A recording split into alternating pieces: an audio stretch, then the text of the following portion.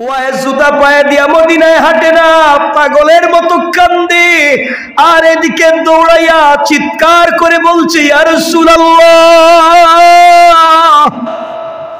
তোমার পাগল ওয়াইস মদিনায় আসছে, তুমি নাই।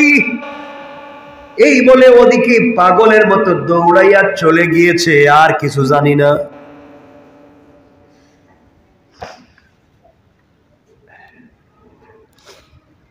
হযরত ওমর আর আলী দৌড়াতে লাগলেন। দুজন দৌড়াতে দৌড়াতে কিছু দূর গিয়া দেখেন একটা পাগলের মতো মাটির মধ্যে পড়ে কাঁদতেছে, মাটির মধ্যে গড়াগড়ি করে কান্না করে ডাক দিয়া বলছে, আল্লাহ, তোমার হাবিব এই মদিনার মাটিতে হাঁটছেন, ওই মাটিতে আমার বুক আর পিঠ লাগাইয়া দিলাম, আল্লাহ নবীজির হাঁটার বরকতে তুমিও আমাকে মাফ করে দাও। ওমর আর আলী দাঁড়াইয়া বলছেন, যুবককে তোমার নাম কি, কেন কান্দো? ওয়াইস আল কারনী বলছে, আমার নাম দিয়ে তোমাদের কাম কি? তো পাগল টাইপের মানুষ, আমার নাম দিয়ে তোমাদের কাম কি, কেন জিগাও? তোমার বাড়ি কই, কই বাড়ি দিয়ে কি করবেন? কেন আমাকে জিজ্ঞাসা করো তোমার নাম কি? ওয়াইস কয়, আমার নাম জানলেন কেমনে? কে তোমরা আমারে ডিস্টার্ব করো, আমারে কাঁদতে দাও, আমি একটু কান্দি। হযরত আলী বলছেন, ওয়াইস রে কান্দিস না, যে লোকটা তোর সামনে দাঁড়াই আছে সাধারণ কেউ না, মদিনার খলিফা। এটা হযরত ওমর। ওয়াইস কাঁদতেছি, বলতেছি, বলে গেছে আমি বুঝি নাই, আপনাদেরকে চিনি না, আমি আলী, ও ওমর, আমি চিনি নাই, আমি না রাসূলকে দেখতে আসছিলাম, এখন তো মা মারা গেছেন, এই জন্য আসছি, মা জীবিত থাকতে আসতে পারি নাই। এখন মা মারা যাওয়ার পরে দেখি মারেও হারাইলাম, কলিজার টুকরা নবীরেও হারাইলাম, এখন যে আমার আম্মাও নাই, রাসূলও নাই, আমি কোথায় যাব? এই জন্য কান্দি। ওমর ওয়াইস আল কারনীর হাত ধরে বলছেন, বাইরে আমি ওমর বলছি, হাতটা উপর দিকে উঠা, আমার জন্য আল্লাহর দরবারে একটু দোয়া করে দে।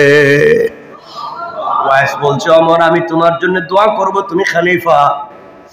আল্লাহর রাসূলের সাহাবী আলী বলছেন, ওয়াইস রে, নবীজি ইন্তেকালের আগে আমাকে আর ওমরকে বলেছেন, তোমাকে যদি পাই তোমার কাছ থেকে যেন একটু দোয়া নেই, কারণ তুমি হাত উঠাবার আগে আগে রবের দরবারে দোয়া কবুল হয়ে যায়, কারণ তুমি মায়ের খিদমত করছো, এই জন্য।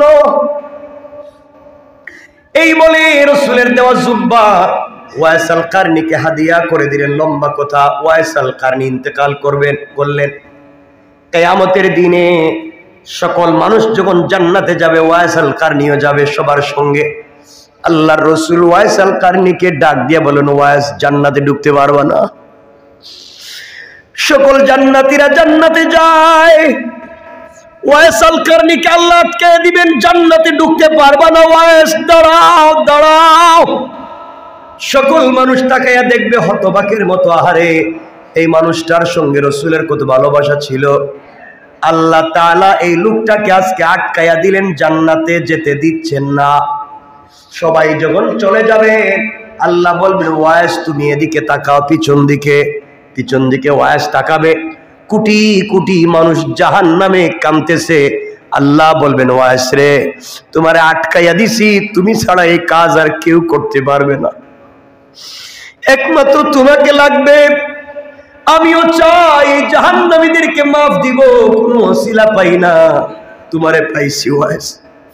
তুমি না মায়ের খিদমত করছো, ওয়াইস রে, পিছনে তাকাইয়া তোমার আঙ্গুল দিয়া এভাবে এভাবে টান দেও, এভাবে আঙ্গুল দিয়া টান দিবা, যত লাখ মানুষের দিকে তোমার আঙ্গুল যাবে, তত লাখ জাহান্নামীকে মায়ের খিদমত করার কারণে ওয়াইস রে তোমার ওসিলায় মাফ করে দেওয়ার ওয়াদা দিলাম। আল্লাহু আকবার। ও ওয়াইস, এই মানুষগুলা জাহান্নামে, কেউ তাদেরকে জান্নাতে নিতে পারবে না। আমি আল্লাহ আফসোস করি, কি দিয়া জান্নাতে দিব রে ওয়াইস? তুমি শুধু আঙ্গুলটা দেখাইয়া এভাবে দেখাইয়া দাও, যাদের বলিতে সোজা আঙ্গুল যাবে সবগুলারে বিনা হিসাবে জান্নাত দিয়ে দিব। আল্লাহু আকবার। চিন্তা করতে পারলে তারা কেমনে জীবন তৈরি করলেন, কি ইনসাফের জিন্দগি কায়েম করলেন। আর আমরা কেন জানি খারাপ হয়ে যাইছি। আমার কথা আপনারা বুঝতেছেন? আমার কথা কষ্ট পান আপনারা? জীবনটা কিভাবে বানান।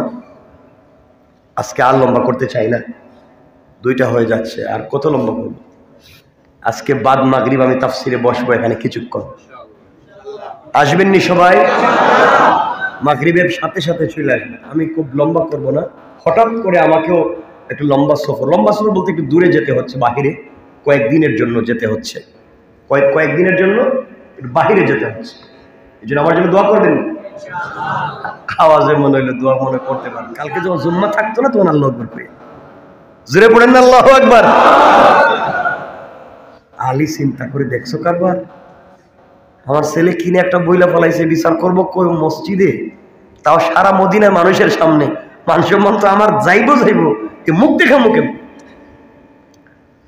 হযরত আলী হুসাইনকে বলছেন, বাবা তুমি কি এই কথা উড্ড করতে পারবা না? আব্বা মরে গেল না, কইছি এটাই কইছি।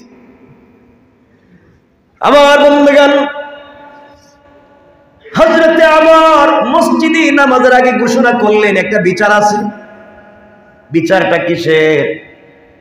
আমার ছেলে আব্দুল্লাহকে গালি দিছে, আলীর ছেলে গোলামের ঘরে গোলাম বলে বিচার হবে। পুরা মসজিদ, পুরা মদিনার মধ্যে 3 পত নীরবতা। ওমর বলে কি কার বিচার করবে এটা? এটা রাসূলের কলিজার টুকরা নাতি, এর বিচার যদি হয় কি আসমান জমিন ঠিক থাকবে নাকি? ওমর বলে থাকলেও বিচার হবে, না থাকলেও হবে। আল্লাহু আকবার বলেন না। বিচার তার জায়গায়, ইনসাফ তো ইনসাফ। পুরা মসজিদের মধ্যে মানুষ বসা। হযরতে আব্দুল্লাহ দাঁড়িয়ে বলছে, আব্বা আপনি বাবা হিসাবে নয়, আপনি রাষ্ট্রের খলিফা হিসাবে বিচার দিলাম। আলীর ছেলে হুসাইন আমার গোলামের ঘরে গোলাম কেন বলছে, বিচার করো। পুরা মদিনার মানুষ সাইলেন্ট, 3 পতন নীরবতা, কাঁদতেছে। আহারে ওমর কি বিচার করবে? ওমর দাঁড়াইয়া বলছেন, ও হুসাইন তুমি কি এই কথা বলছো? কোর্টে আজকে ব্যাখ্যা করো, ব্যাখ্যা দেওয়া লাগবে না। কথা বলেন, ব্যাখ্যা দেওয়া লাগে না?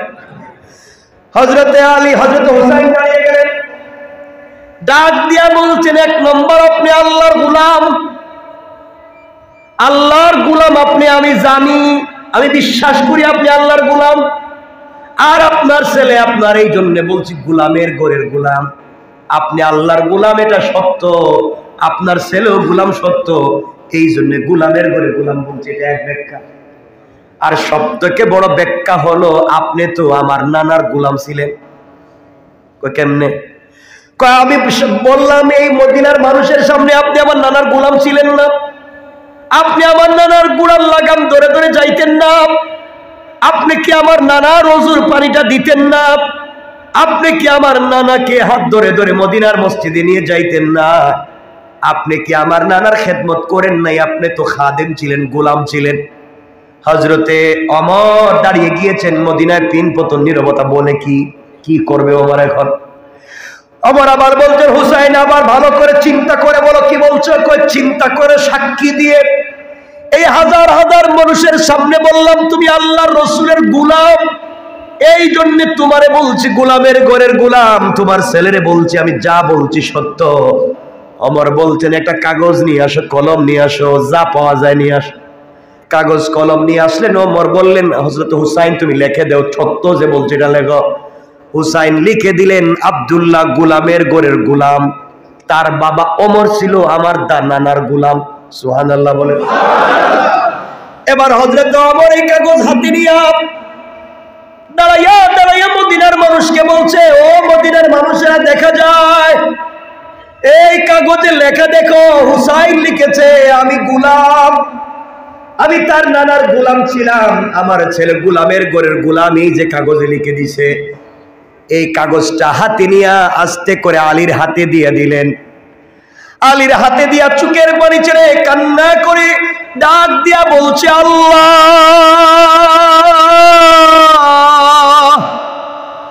আলী হাজার হাজার মানুষের সামনে আলীর হাতে এই কাগজ আমি উঠাইয়া দিলাম, আল্লাহ। হুসাইন আজকে হাজার হাজার মানুষের সামনে বলছে আমি গোলামের ঘরে গোলাম। আমি রসুলের গোলাম ছিলাম, কাগজে লিখে দিয়েছে, আলী রে ওই কাগজটা যত্নে রেখে দিবা, আমি মরে গেলে, আমি যখন কবরে আমাকে রেখে দিবা, আমার কাফনের বাজের ভিতরে হুসাইনের হাতের লেখা কাগজটা আমার কবরে রেখে দিবা। আল্লাহু আকবার বলে। ও আলী, তোমার কাছে বলবার আর কিছু নাই ভাই। ও মদিনার মানুষেরা, তোমরা সাক্ষী থাকো, হুসাইন সাক্ষী দিছে আমি তার নানার গোলাম ছিলাম। আল্লাহ, আমি আর কিছু চাই না। কিয়ামতের দিনে বিশ্ব নবী যদি আমার গোলাম বলে স্বীকার করে নেয়, আমার আর কিছু লাগবে না। তার নাতি তো কাগজে লিখে দিয়েছে, কবরের ভিতরে মিজান পুলসিরাতে কোন জায়গায় যদি বিপদে পড়ে যাই, প্রশ্নের জবাব দিতে না পারি, আলী ওই কাগজটা রেখে দিবা। ওই কাগজ বের করে আল্লাহরে দেখাইয়া দিব, আল্লাহ আমি তো কোনো জিনিস জানি না, আমি গুনাহ করছি, অন্যায় করছি, আমি অপরাধী, এটা ঠিক, কিন্তু আমি তোমার বন্ধুর গোলাম ছিলাম। এই যে তার নাতি হুসাইন লিখে দিয়েছে আমি গোলাম, লাখ লাখ মানুষের সামনে বলেছে আমি গোলাম, তুমি কেমনে তোমার বন্ধুর গোলামরে জাহান্নামে দিবা? আল্লাহু আকবার বলেন। বলো না রব, তুমি কেমনে জাহান্নামে দিবা? হুসাইন সাক্ষী দিয়েছে, মদিনার হাজার হাজার মানুষ শুনছে। আল্লাহ, কিয়ামতের দিনে তুমি আমাকে বিপদে ফেলে দিও না। এরা ছিল কত ইনসাফওয়ালা, সুযোগ পাইলেই জান্নাতে যাওয়ার রাস্তাটা পরিষ্কার করে ফেলে, সুযোগ পাইলেই কথার ঢনের ভিতরে জান্নাতে কেমনে যাওয়া যায়। এমন সময় মদিনার মানুষ কান্নায় ভেঙ্গে পড়েছে আর ডাক দিয়া বলছে, আল্লাহ, হুসাইন আজকে ওমরে দুনিয়ায় থাকতে জান্নাতি বানাইয়া দিয়েছে, আজকে যদি ওমরকে জান্নাতি বানাইয়া দিল, আল্লাহ আজকে যদি ওমর না হইয়া আমাদেরকে হুসাইন বলতো আমরা গোলাম ছিলাম, আর কাগজে লিখে দিত, তার নানার সামনে কাগজ নিয়ে হাজির হয়ে যাইতাম। ওমর বলছে, তোমরা সাক্ষীতা করে, পৃথিবীতে কোনো নেক আমল আমার নাই কবুল হওয়ার মতো, কিন্তু একটা কাগজ আছে জান্নাতে যাওয়ার। আল্লাহর রাসূল রাগ করলে দেখে দেব, ইয়া রাসূলুল্লাহ,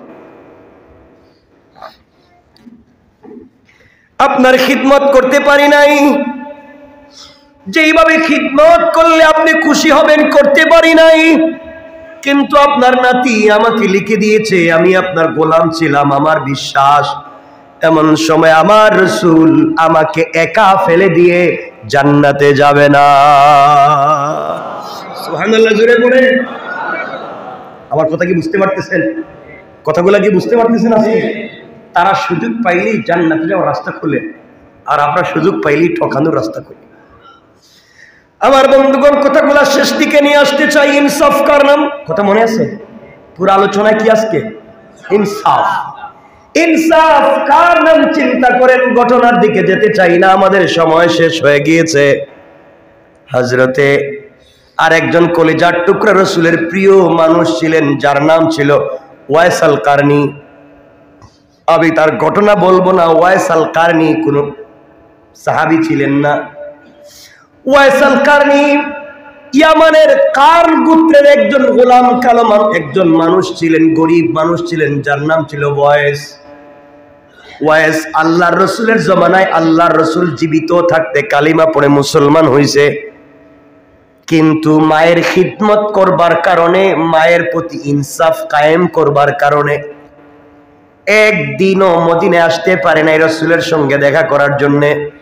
বলতো শুধু, আল্লাহ আমার তো মন পড়ে থাকে আমি রাসূলকে দেখতে যাব, কিন্তু আমার মা বেঁচে আছেন, আমি যদি রাসূলকে দেখতে যাই মায়ের খেদমত কে করবে, এই জন্য আমি যেতে পারি না। আমার মাকে দেখবে কে? আমার মা যে বৃদ্ধা, কেউ আমার মাকে বুঝবে না আমি ছাড়া। এই জন্য আল্লাহ আমি এখানে পড়ে থাকি, যাই না। এই ওয়াইস আল কারনিকে আল্লাহ তার মায়ের ইনসাফের সাথে খিদমত করবার কারণে কত দামি বানাইয়া দিলেন। একবার খুঁজে খুঁজে তিনি মদিনায় আসছিলেন, আল্লাহ রসুলকে পেলেন না। আমার বন্ধুগণ, আমার নবীজি ইন্তেকালের আগে বলে দিয়ে গেছেন, ওমর আর আলীকে ডাক দিয়ে বলছেন, আলী ওমর এদিকে আসো, আমার পরে মদিনায় একটা পাগল আসবে যার নাম ওয়াইসাল কারনি, আমাকে খুঁজে পাবে না। ওমর ও আলী, তাকে পাইলে তার কাছ থেকে তোমরা দুজনে দোয়া নিবা। আল্লাহু আকবার। ওমরের মতো মানুষ, আল্লাহর রাসূলের পরে যদি নবী হতো আল্লাহ ওমরকে বানাইয়া দিত। ওমরের কথার উপরে ভিত্তি করে আল্লাহ কুরআনের 20 থেকে 22টা আয়াত নাজিল করছে। এই ওমরকে আল্লাহর রাসূল বলছেন, ওমর রে, ওয়াইস যদি পাও ওয়াইসের কাছ থেকে তোমার জন্য দোয়া নিবা। আলী রে বলছেন, আলী ওয়াইস এই পৃথিবীর অনেক দামি, পাইলে তার কাছ থেকে দোয়া নিও। ওয়াইস মায়ের খিদমত করতে গিয়ে আসতে পারলো না, আমার সঙ্গে দেখা করতে পারলো না। এই বলে রাসূল নিজের পরনের জুব্বা খুলে ফেললেন, খুলে আলীর হাতে দিয়া বলছেন, আলী তোমার কাছে আমানত এই জুব্বা দিলাম, আমার ওয়াইস যদি মদিনায় আসে নবীজিরে পাবে না। আমার পাগলা ওয়াইস মদিনায় এসে জানবে আমি নবীজি দুনিয়ায় নাই, কাঁদতে কাঁদতে পাগল হয়ে যাবে।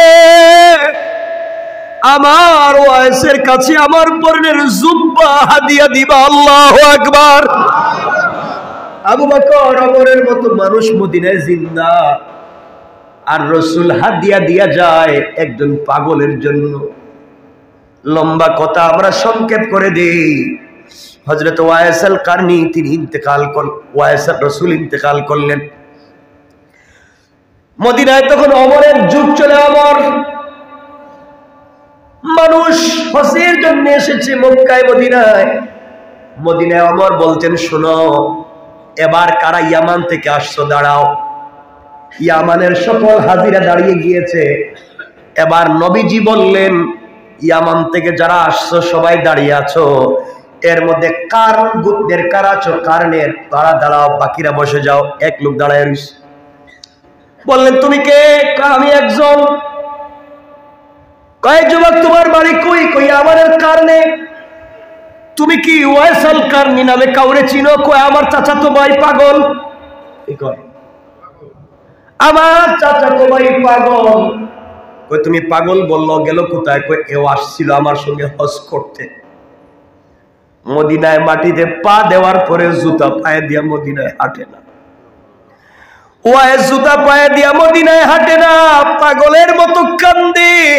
আর এদিকে দৌড়াইয়া চিৎকার করে বলছে, ইয়া রাসূলুল্লাহ, তোমার পাগল ওয়াইস মদিনায় আসছে, তুমি নাই। এই বলে ওদিকে পাগলের মতো দৌড়াইয়া চলে গিয়েছে, আর কিছু জানি না।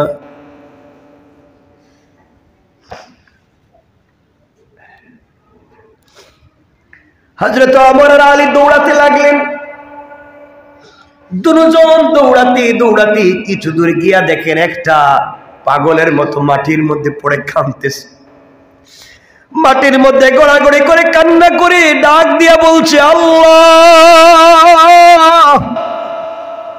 তোমার হাবিব এই মদিনার মাটিতে হাঁটছেন, ওই মাটিতে আমার বুক আর পিঠ লাগাইয়া দিলাম। আল্লাহ, নবীজির হাঁটার বরকতে তুমিও আমাকে মাফ করে দাও।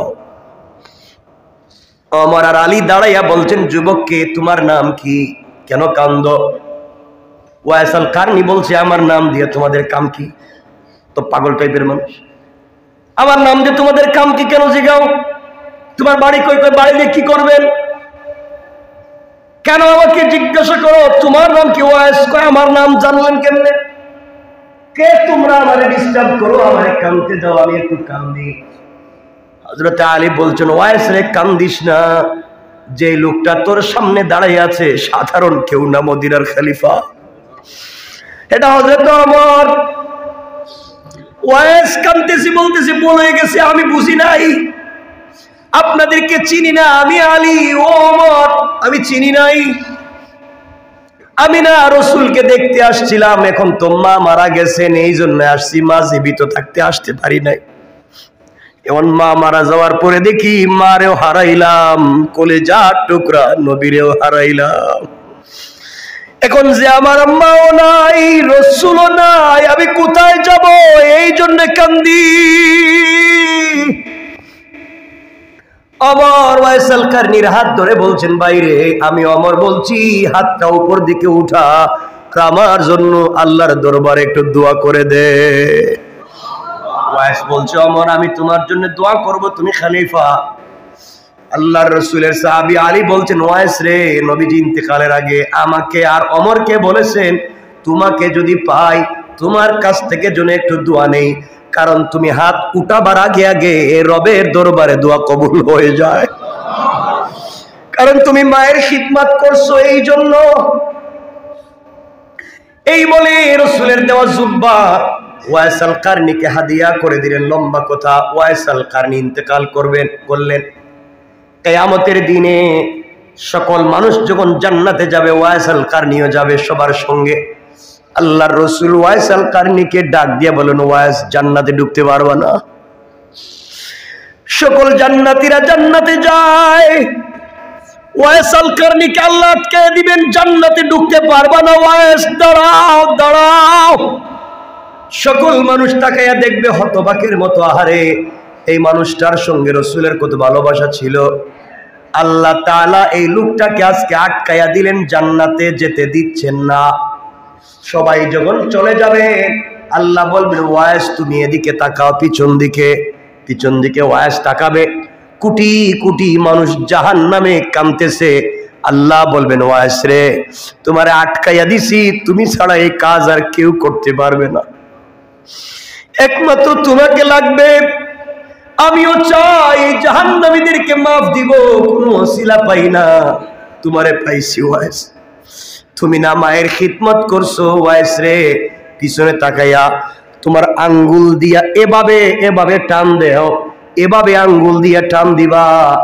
যত লাখ মানুষের দিকে তোমার আঙ্গুল যাবে, তত লাখ জাহান্নামীকে মায়ের খিদমত করার কারণে ওয়াইস রে তোমার ওসিলায় মাফ করে দেওয়ার ওয়াদা দিলাম। আল্লাহু আকবার। ও ওয়াইস, এই মানুষগুলা জাহান্নামে, কেউ তাদেরকে জান্নাতে নিতে পারবে না। আমি আল্লাহ আফসোস করি, কি দিয়া জান্নাতে দিব রে ওয়াইস? তুমি শুধু আঙ্গুলটা দেখাইয়া এভাবে দেখাইয়া দাও, যাদের বলিতে সোজা আঙ্গুল যাবে সবগুলারে বিনা হিসাবে জান্নাত দিয়ে দিব। আল্লাহু আকবার। চিন্তা করতে পারলে তারা কেমনে জীবন তৈরি করলেন, কি ইনসাফের জিন্দেগি কায়েম করলেন। আর আমরা কেন জানি খারাপ হয়ে যাইছি। আমার কথা আপনারা বুঝতেছেন? আমার কথা কষ্ট পান আপনারা? জীবনটা কিভাবে বানান। আজকে আর লম্বা করতে চাই না, 2টা হয়ে যাচ্ছে, আর কত লম্বা করব। আজকে বাদ মাগরিব আমি তাফসিরে বসবো এখানে কিছুক্ষণ, আসবেন নি সবাই? মাগরিবের সাথে সাথে চলে আসবেন। আমি খুব লম্বা করব না, হঠাৎ করে আমাকেও একটু লম্বা সফর বলতে একটু দূরে যেতে হচ্ছে, বাহিরে কয়েকদিনের জন্য যেতে হচ্ছে, কয়েকদিনের জন্য একটু বাহিরে যেতে হচ্ছে। এই জন্য আমার জন্য দোয়া করবেন। আওয়াজে মনে হইলো দোয়া মনে করতে পারবেন। ভালোবাসা থাকলে তো দেখা হবে ইনশাল্লাহ। বলেন না? আবার বলেন ইনশাল্লাহ। আপনাদেরকে কষ্ট দিয়ে থাকলে ক্ষমা চাই, মাফ করে দিতে পারবেন না? আপনাদের ভাই ছেলে বন্ধু মনে করে ক্ষমা করে দিবেন। আজীবন এভাবে একসাথে জান্নাতেও থাকতে চাই। সকলে বলেন আমিন। ভুল করে থাকলে ক্ষমা করে দিবেন, একসাথে চলি। অপরাধ করলে ক্ষমা চাই। আর এই সফরে আপনাদের দোয়া চাই।